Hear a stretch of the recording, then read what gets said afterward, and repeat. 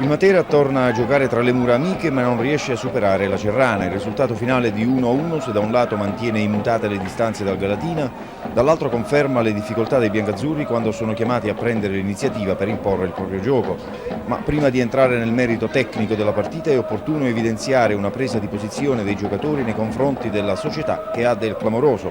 A fine partita il direttore sportivo Angelo Angelino ha letto questo comunicato. A nome mio e di tutta la squadra colgo l'occasione che mi offre il mezzo audiovisivo per denunciare lo stato di fatto in cui si è venuto a trovare questa squadra e da sottolineare lo spirito di abnegazione di tutti i componenti, l'attività spettacolistica, dai giocatori all'allenatore, ai massaggiatori eccetera. Essi infatti, pur non percependo le proprie spettanze per ben 2 mesi, hanno continuato e continuano ad adempiere alle proprie funzioni. Io nel percepire il malumore che regna nell'ambiente ritengo che questo stato di cose non possa durare più a lungo, soprattutto perché la società è assolutamente assente di fronte a questi problemi. Una situazione quindi grave, di vera e propria crisi societaria, i cui sviluppi al momento non è dato sapere. Quel che è certo è che si corre il rischio, se non interviene qualche importante fatto nuovo, che non si riesca a portare a termine addirittura questo campionato. Ma sentiamo a questo proposito ancora il direttore sportivo. I ragazzi sono 2 mesi che non percepiscono stipendio e dall'inizio del campionato non prendono soldi dei premi partita.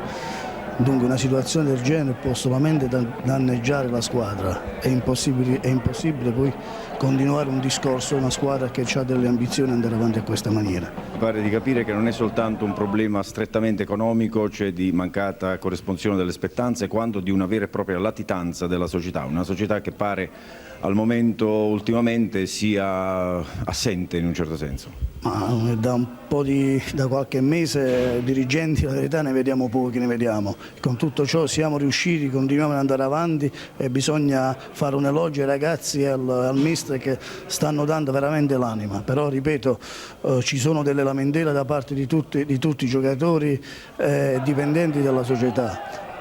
Fatta questa premessa è chiaro che l'esito dell'incontro passa in secondo piano, anche perché non ce la sentiamo di escludere che sul rendimento dei biancazzurri possa aver pesato la denunciata latitanza societaria. Per tutto il primo tempo infatti il Matera è apparso impacciato, è mancato il guizzo vincente, anche perché i campani sono riusciti a bloccare Caputo e Barone non ha avuto l'apporto necessario. Nonostante una certa pressione esercitata, soprattutto nella fase finale del tempo, il risultato è rimasto inchiodato sullo 0-0. Nella ripresa, al primo vero affondo, il Matera va in gol. L'azione parte da un cross di Caputo per Danza che fa da torre per Cifarelli. Il terzino, da posizione angolatissima, riesce a mettere in rete. Sbloccato il risultato, ci si è illusi che i materani acquistassero fiducia e scioltezza di manovra, ma così non è stato. Non solo non sono riusciti a dare il colpo di grazia, ma non hanno saputo neanche controllare la partita con la dovuta lucidità. Dopo aver corso già un grosso rischio sugli sviluppi di un calcio di punizione con intervento alla disperata di Cimino, hanno subito il gol a 4 minuti dal termine. L'azione è stata condotta dall'ottimo Bizzarro, senza che nessun materano abbia cercato di contrastarlo con una certa determinazione. Sul primo tiro di Moccia c'è stato un intervento di Cimino che ha mandato la palla sul palo. Sulla ribattuta Buonanno ha pareggiato le sorti dell'incontro, che è stato così commentato da mister Raimondi. Indubbiamente non si è giocato un grosso primo tempo, anche se non abbiamo rischiato niente e abbiamo cercato di tenere più possibile il possesso di palla, a differenza della seconda parte dove siamo venuti fuori col nostro gioco, cioè quello di andare su queste benedette fasce, cercare di creare scompiglio nell'area. Ci siamo riusciti, abbiamo fatto il gol, guarda caso, proprio da un cross laterale.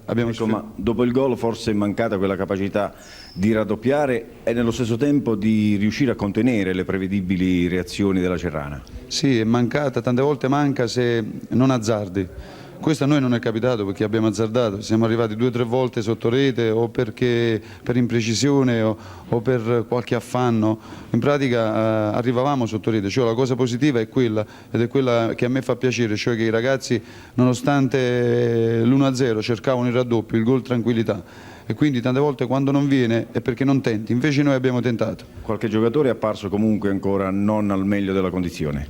Sì, fisicamente si stanno riprendendo un po' tutti, ho qualche problema, uno dei più gravi è quello degli infortuni perché oggi mi sono ritrovato a giocare con una sola punta, Baroni, che fuori dall'aria può rendere non come quando gioca in aria, un ragazzo che c'ha vitalità nei 16 metri, quindi facendolo giocare fuori per me mi crea problemi.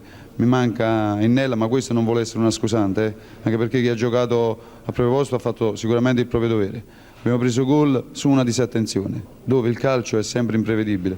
Eravamo 3 di noi e abbiamo perso palla, cosa che succede. Ecco. Parlare di futuro a questo punto è quanto mai problematico. Il calcio a Matera rischia veramente di cadere ancora a più bassi livelli. Se ciò dovesse avvenire, ciascuno dovrà assumersi le proprie responsabilità.